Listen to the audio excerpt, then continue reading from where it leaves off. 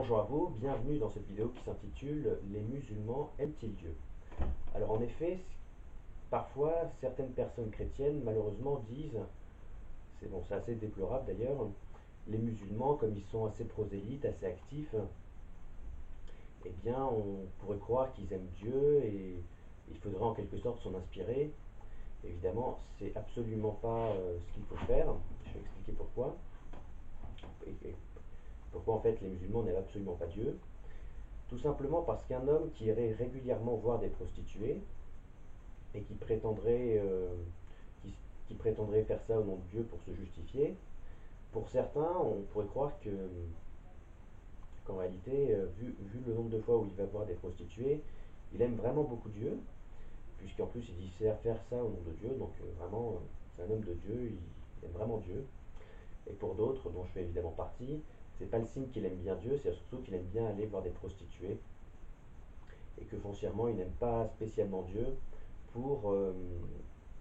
pour lui Dieu n'est jamais qu'une coquille vide auquel il peut attribuer tout et n'importe quoi pour se justifier et justifier des choses qui sont absolument moralement réprobables, moralement condamnables on va dire. Et d'ailleurs historiquement c'est ce qu'a été l'islam, à savoir une sorte de justification qui a été inventée,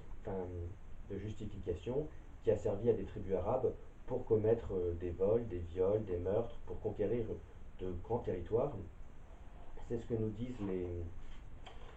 les historiens comme Théophile d'Hédès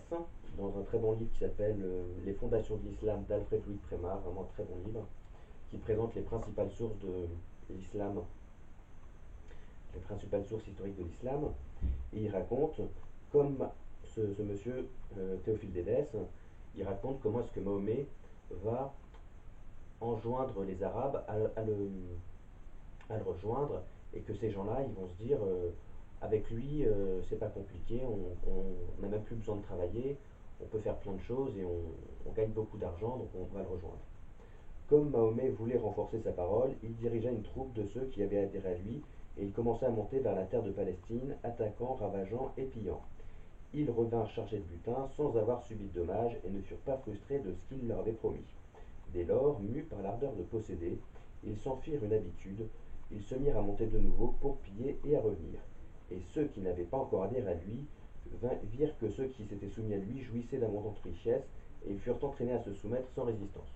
Donc historiquement, l'islam c'est juste un prétexte qui a été inventé par des tribus arabes pour pouvoir donner libre cours à leurs pulsions les plus sanguinaires, les plus bêtes, pour pouvoir voler, violer,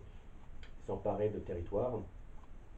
Et ce qui est intéressant, c'est que d'un point de vue théologique, on pourrait considérer que c'est une sorte d'associationnisme, à savoir, c'est d'ailleurs ironiquement ce que les musulmans reprochent aux chrétiens, alors que c'est eux qui le commettent. On dit, on fait tout et n'importe quoi,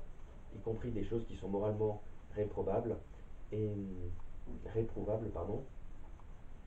Et, et ensuite, on dit que c'est Dieu qui, on utilise Dieu comme une sorte de coquille vide qui permettrait d'avoir un blanc-seing pour commettre tous ces méfaits. Et non seulement euh, c'est insultant vis-à-vis de Dieu parce qu'en gros on imagine que c'est une coquille vide auquel on peut faire dire tout et n'importe quoi, mais en plus c'est c'est un moyen de considérer Dieu comme, comme auteur et justifiant tous ces crimes, tous ces méfaits. D'ailleurs, dans le Coran, il est écrit, Mahomet, enfin, le prédicateur du Coran, à un moment dit lorsque vous tuez, ce n'est pas vous qui tuez, c'est Dieu qui tue, donc allez-y, déresponsabilisez-vous. Et dans l'islam, par associationnisme, Dieu est considéré comme une sorte de blanc-seing, de coquille vide qui permet en quelque sorte en l'invoquant, puisque Dieu c'est un concept très prestigieux, de pouvoir faire tout et n'importe quoi, y compris les crimes les plus abjects. Et évidemment, ça n'a absolument rien à voir avec de l'amour de Dieu.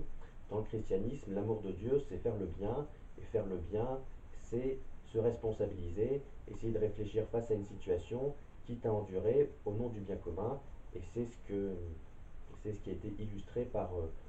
la personne Jésus qu'on considère être le Fils et Dieu fait homme, le Fils de Dieu et Dieu fait homme, qui a porté la croix pour pouvoir, euh,